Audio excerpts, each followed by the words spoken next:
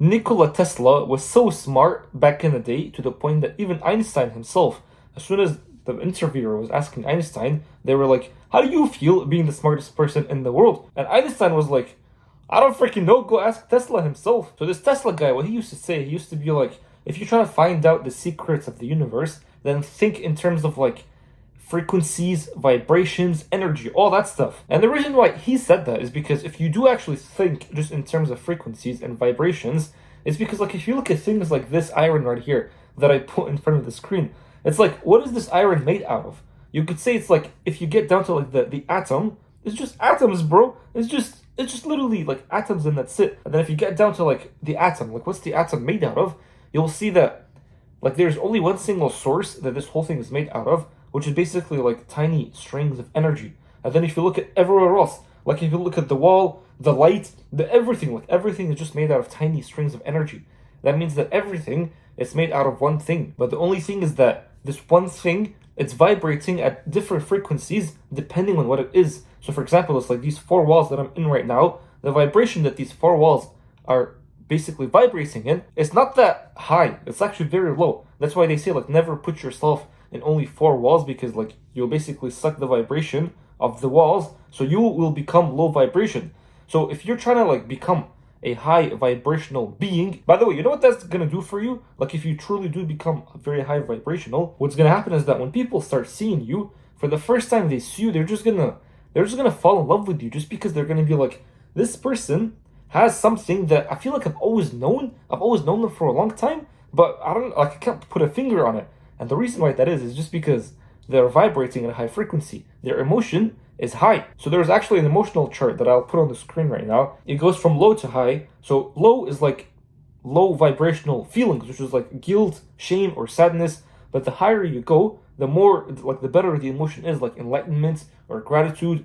So if you're feeling those emotions all the time, and then you go and start talking to people, people will feel this energy. So again, it's like, why is it that when someone walks into a room, immediately people are just attracted to them? It's because of that. It's because of the emotional charts, because their vibration is high. So I'll be giving you like 2 things that you can do in this video actually, and they're very fast things, and they're all free.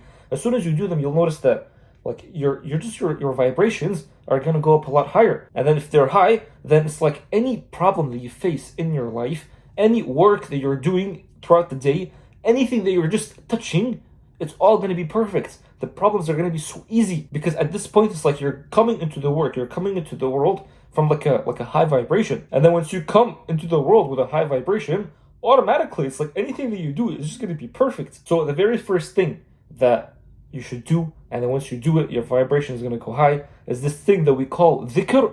Dhikr. Now, what dhikr is just basically, like if you take down the root word of the word dhikr, it's just remembrance, like remembering. So it's like you're going to be thinking, it's like, what are we remembering? It's so hard to say, like, what are we going to be remembering? And all it is just basically remembering, like, who is the creator and what is happening in this exact moment that I'm living in right now. Because remember, it's like the creator, the one that created you, like Allah.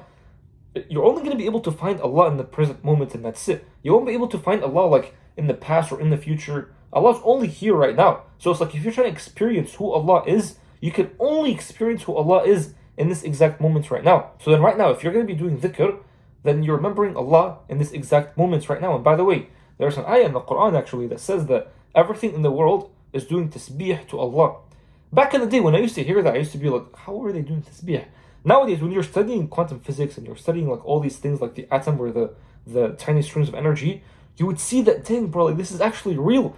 Because everything is vibrating at a specific frequency. Like a bird obviously is vibrating at a higher frequency than the 4 walls. That means a bird is doing like a different type of tasbih or dhikr than these 4 walls. These 4 walls are also doing tasbih. Like they're also living in a state where Allah is like always watching them. So just so you know, by the way, like this whole vibration stuff or frequency stuff, it's tasbih, like it's dhikr. So if you do dhikr properly, you'll be able to raise your vibration so much easier. So what I would do, for example, is like sit down sit down anywhere, bro, and just be like, La ilaha illallah, or just even say the name of Allah, like Allah, Allah. Listen, you might think that this right here is like it'll give you no benefit, but just remembering the creator, that Allah is always watching me in this present moment, It's so powerful. So let's just say in like whatever moment you're living in right now, you're feeling feelings of like sadness or guilt. So let's just say I'm sad right now, I'm sitting, and then I start saying all of a sudden, I'm like, La ilaha illallah. Like, La ilaha illallah. Automatically, if I keep saying that, not just once, by the way, like maybe 100 times, maybe like even if you say the name of Allah 1,500 times, not even just once, like 1,500 times, you keep saying that over and over again, what's going to happen is that it's like the light of Allah is going to basically come into your heart. Because listen, the mercy of Allah is all around you. It's all around you. You're just never aware of it. Like imagine a fish in a water. A fish in water is never going to come out and be like, I'm in water. Like it's never going to notice the water.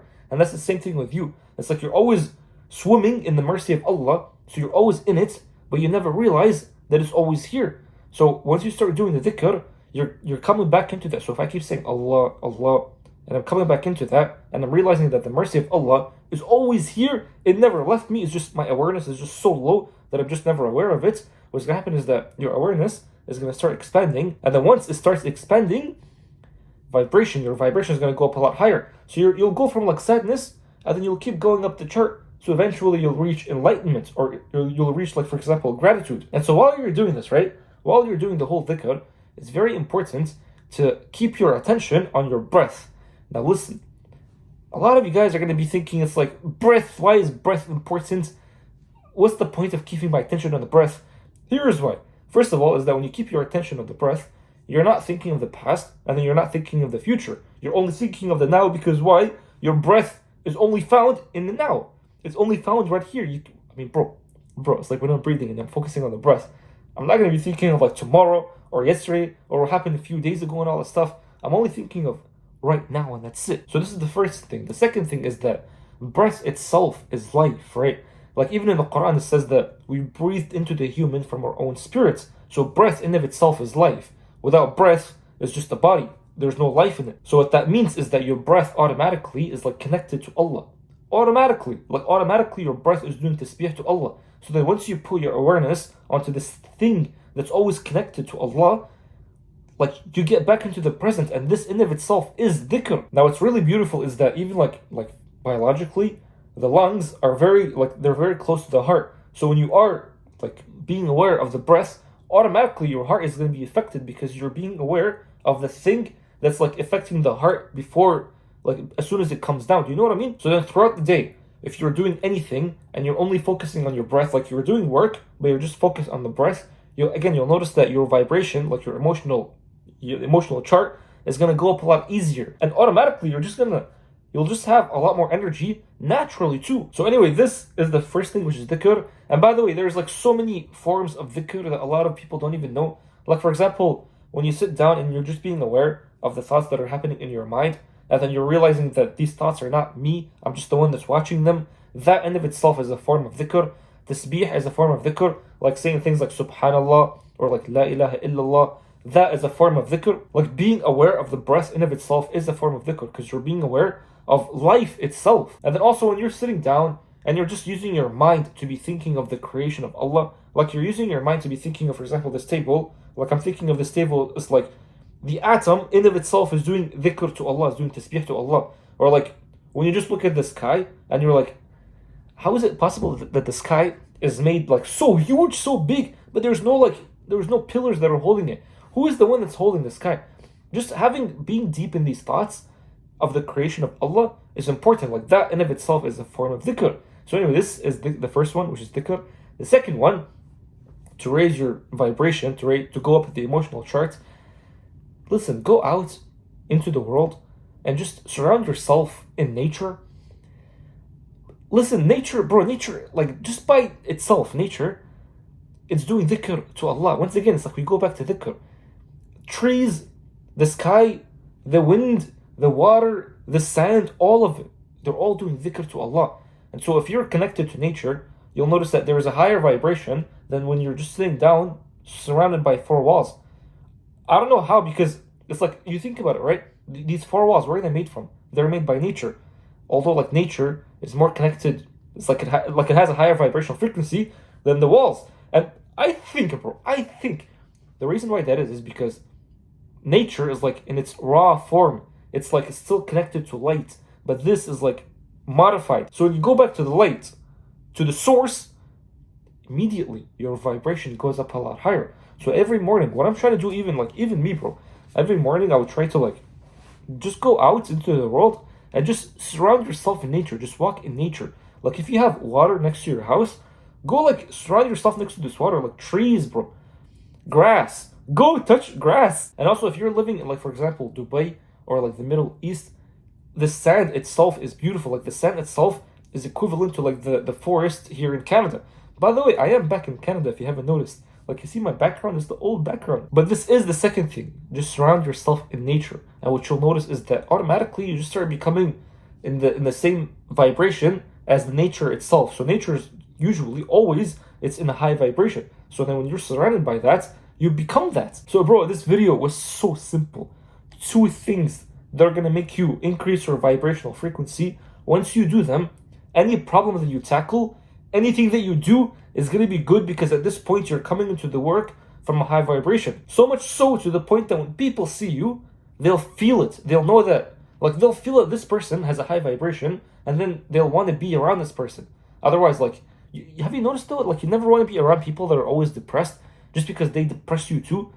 I mean, just the word depressed, right? Like depressed, like you're going down. So then when you oppress, right? When you get repressed, like when you go up, that's when you'll notice like people themselves, they become so attracted to you a lot easier too.